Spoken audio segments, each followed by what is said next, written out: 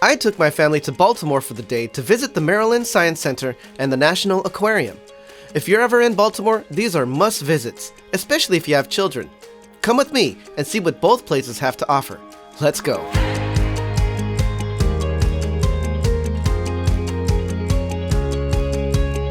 Kelly here for the vacation agent.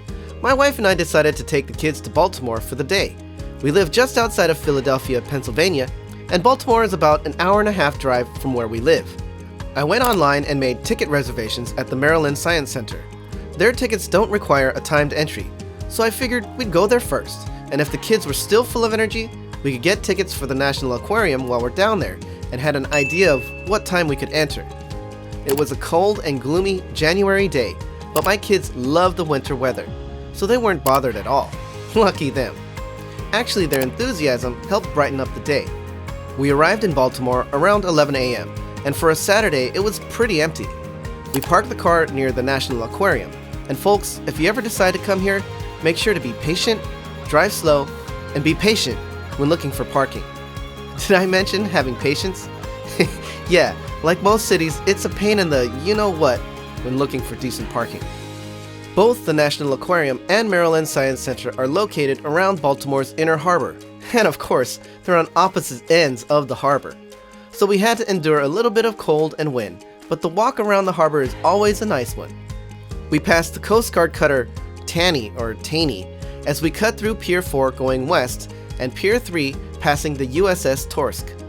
Last time we were here, we went up the Baltimore World Trade Center to the top of the World Observation Deck, which is a really cool attraction that I highly recommend in the summertime. But today we decided to skip it. We passed the pirate ships by living classrooms, something we want to try this summer, as well as the dragon paddle boats. And I had no idea they put up an ice rink during the winter. If we get back down here soon, I'll have to bring our skates.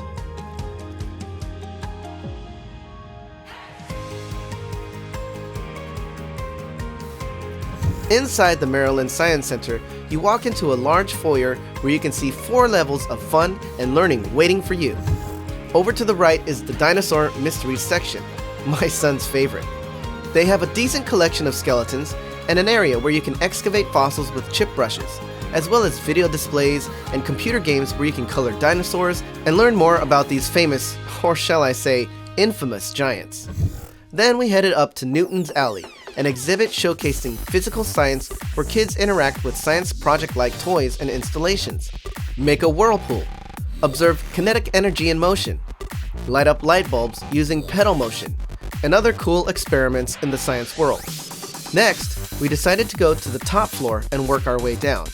The Power Up exhibit lets you interact with different ways to harness electricity, like turning a generator or pumping water to make hydroelectricity. From there, we went to the kids' room, where there were train tracks, a water play section, an imagination station where the kids can play on a pirate ship or peer through the submarine periscope. We also walked through their Science Aglow exhibit, where you can explore electromagnetism. You can take a picture of your shadow, look through strange shaped lenses that distort light and images, and also see how other animals see light and color. Next was the Life Beyond Earth and SpaceLink exhibits, where everything was space exploration. Play with lunar modules and quiz games on the solar system. See what an actual spacesuit looks like, and watch live satellite and space missions from around the world.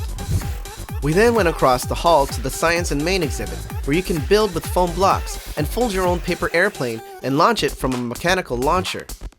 All in all, it's a great place to bring the little ones for learning and stimulation. They have a pretty cool gift shop with toys that teach as well as entertain. About the only thing that is not so great is the cafe. It's basically an area of tables and vending machines with junk food. I think that's a missed opportunity to teach kids about the importance of eating healthy. From there, it was time to find some lunch. Our walk back around the harbor proved pretty fruitless, as there's a lot of vacancies in the buildings that rim around the waterfront. It's sad to see because this place has so much potential. Most of the restaurants were big chains like Hard Rock Cafe, IHOP, Chick-fil-A, Shake Shack, and so on. We decided on a place called Phillips Seafood on Pier 4, right next to the National Aquarium. It's a nice place, very spacious and accommodating. We parked our stroller across from our table. That's how wide the walking areas are. I ordered the blackened mahi-mahi with miso compound butter. It was very good. And as you can see, the prices are what you might expect from a nice restaurant. I think we would go here again next time we're back. I have to say that if you're willing to splurge a little bit, dine at Azumi. It's a personalized Japanese teppon table, the ones where the chef cooks in front of you. They don't do any of the flashy stuff like they do at places like Benihana, but the food is excellent, and you have the table and chef all to yourself. It's located in the same lot as the Four Seasons, so yeah, pretty classy. We paid the check, tipped our lovely waitress, and took bathroom breaks. My son is going through potty training right now and is really learning the meaning of independence. He's always so proud of himself when he gets the job done. So after accomplishing that feat, he was all fired up. And when I asked if they were ready to go home, I got the Bronx cheer. Okay, well, the aquarium it is then. Before walking out into the bitter cold, I got on my phone and ordered some timed entry tickets to the aquarium. It's not a cheap adventure, I must admit.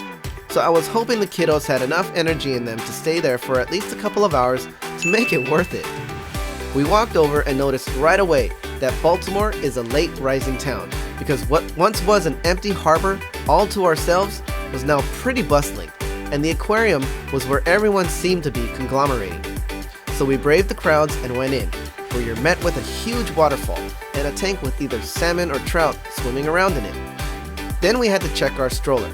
They don't allow strollers in the aquarium, but you can check them for free, and the attendants are actually very polite.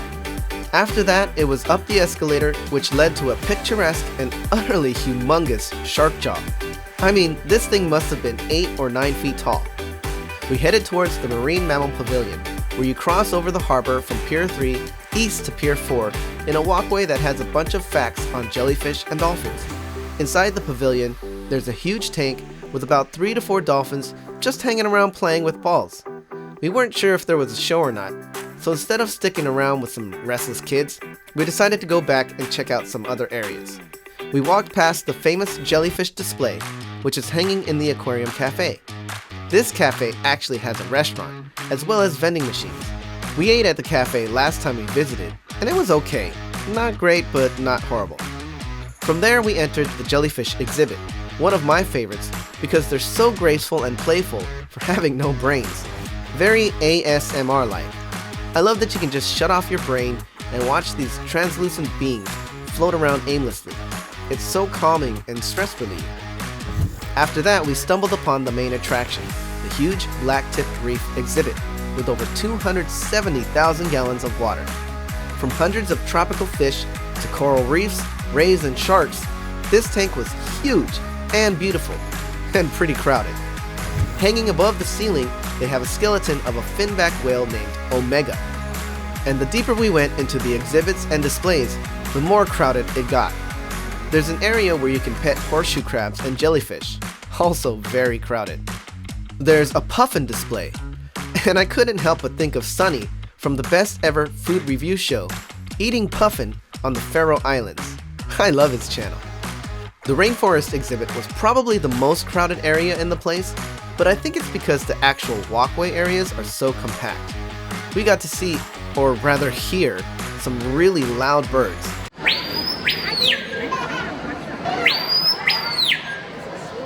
And a sloth climbing upside down across a gate-type thingy. Then it was on our way down to Shark Alley, a windy ramp where you can see a few different types of sharks: sandbar, nurse, large-toothed sawfish, and rough-tailed stingrays swim through this dark and eerie tank full of 225,000 gallons of water.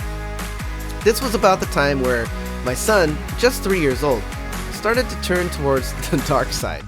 So we headed on over to the stroller check area, rather quickly by the way, and said goodbye to all the marine life. Was it worth it? Man, it's so hard to tell with kids.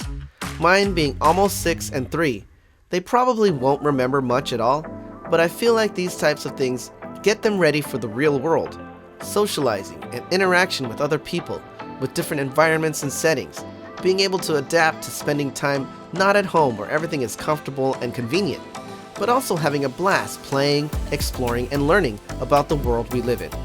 How can you really put a price on that? And for sure, we will be coming back. Probably when it's warmer though. That's when you can really take advantage of all the activities the Inner Harbor has to offer. From the aforementioned pirate ships, to harbor cruises, to just walking around and enjoying the outdoor city life. I foresee this a place where we bring the spawn for years to come. A place we can spend quality family time, making memories that will shape their lives. Did you enjoy this different type of video from the Vacation Agent? Let us know in the comments. I look forward to doing more of these personal walking type videos along with other styles to make things interesting over here. Don't forget to subscribe and tell all your travel loving friends and family about us. I'm Kelly, and from all of us at the Vacation Agent, safe travels.